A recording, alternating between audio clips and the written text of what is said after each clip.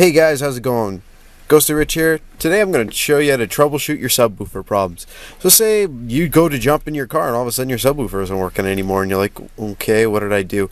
Or even your 4-channel amp. I'm going to teach you how to basically troubleshoot any amp that you have. First thing you're going to want to do is take your key, put it into ACC mode, because that's where you're going to get power, or just into accessory mode. I'm just going to turn this down. And first thing you're going to do is you're going to want to check your settings on your deck if you've currently reset your car recently. Reason why is sometimes there's a on-off or subwoofer. You're going to want to make sure you're going into this and making sure you're still alive. So the best way is look for the menu button. You might have to pull out your manual. For me it's kind of easy. I just have to hit here and it goes there. I go into system. For you, it would be if you have, it's usually if you have a single DIN, there's function and audio, go to audio, and then you'll go to and scroll to the subwoofer 1 or subwoofer 2. Usually that's what they're called, subwoofer 1, subwoofer 2. With me, I just click here and I'll see subwoofer. And then I click it and I make sure it says on. If it does not say on, that's your problem. Click on and then it'll send a remote trigger to turn the amp on. So, next thing we're going to want to do, if it's still not working, I'm going to just leave this like that. We're going to go over here. And as you can see, I have my fuses. And you're going to check your fuses. Make sure these still have the coil in between and they are not burnt out. If these are burnt out, your sub's not going to fire, because that means the fuse is blown. You have to go to your local shop and pick some 60 amp fuses up. Next thing you're going to need to do is go into your trunk here. Now, as you can see here, I have blue lights on my amps, which let me know the other one's on the other side. That lets me know they're on. If your blue lights aren't on, it means they're not getting a certain voltage. So, the ones that I usually check is with our red here. You're gonna pull out a voltmeter. I've got my heavy duty one, which has, this is the one I usually use, but to dumb it down a bit, I'm going to use the smaller one, because these ones you can buy almost at dollar stores now. They're so cheap, and you can check voltage with them. This is what I highly suggest you check with. Now there's one other thing you can do. It's on my other side of the amp, on both of them. On here, right here, you're going to see fuses. Check your fuses, make sure they're not burnt. If these are burnt out, that's your problem. You need to replace the fuse. Other thing is you need to also start doing some checks if this is burnt, because if this is burnt, it means you have a short somewhere usually. It could have been that you were just bumping it way too loud, which means you should probably check your gains and make sure your gains aren't peaked. If your gains are peaked, that's probably your problem. Just watch out, because of course with an amp, just a little bit more information on amps.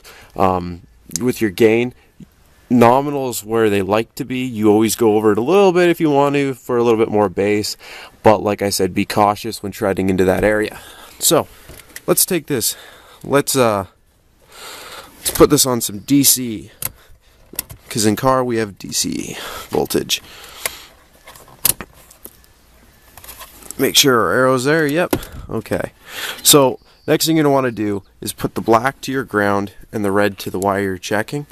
Now, this might be hard for me to do with this in my hands, but basically what you're going to do is you're going to attach one lead to there, and then one lead to the ground and one lead to there. It's going to be hard for me to show onto your power wire. Now, if you do that and you have 12 volts, that means your major power wire is good.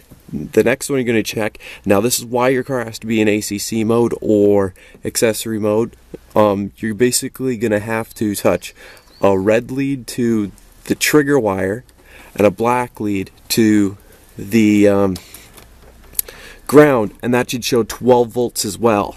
The reason why you need it to show 12 volts, of course, is because you need 12 for your power to actually give power to your sub amp, and then the 12 volt trigger actually tells it to turn on. If both of these have 12 volts and your fuses are both good, you might be looking at a blown amp.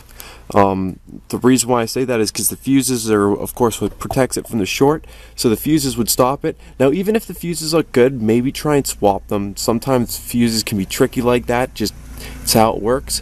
So after checking something like that, you're going to check that on both sides.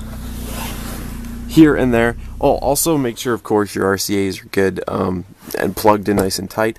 And check your settings. Make sure your gain is at 0. If your gain's at 0, that's another reason why your amp, of course, wouldn't be pushing anything.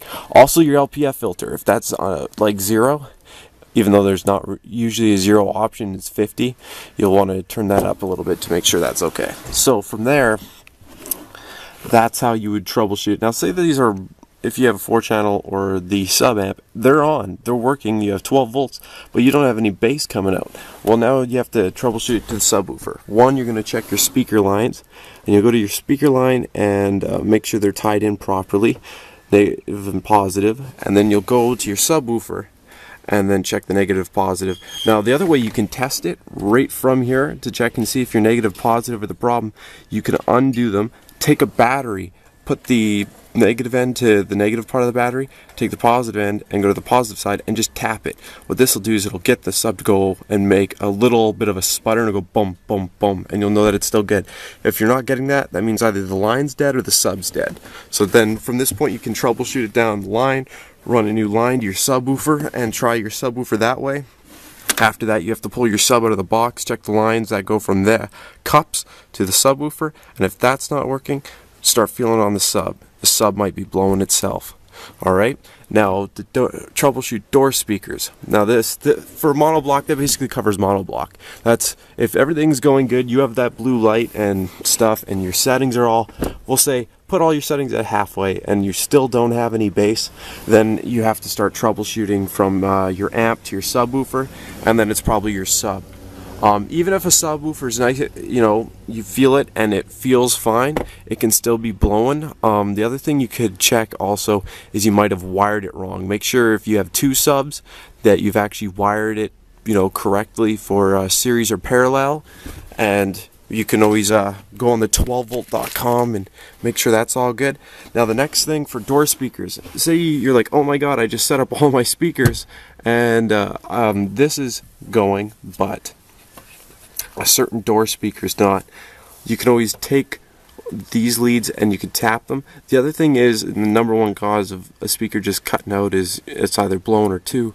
You might have spliced an RCA, so you can always unplug or take an RCA you know is working, unplug it, and plug it into the spot where it's dead. If you still have no sound to that speaker, then we have a speaker line problem. Meaning, you could start tapping from here, take this out, and try and tap it with battery once again, like I said with a subwoofer, negative and positive. Tap it, listen for a bump up front.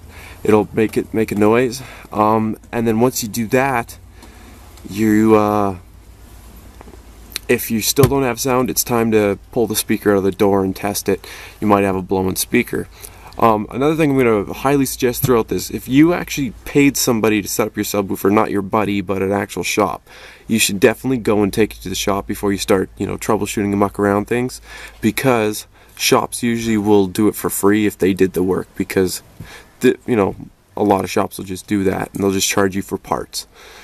Alright? If you have any questions, post in the comment section below. I'd love to help you out.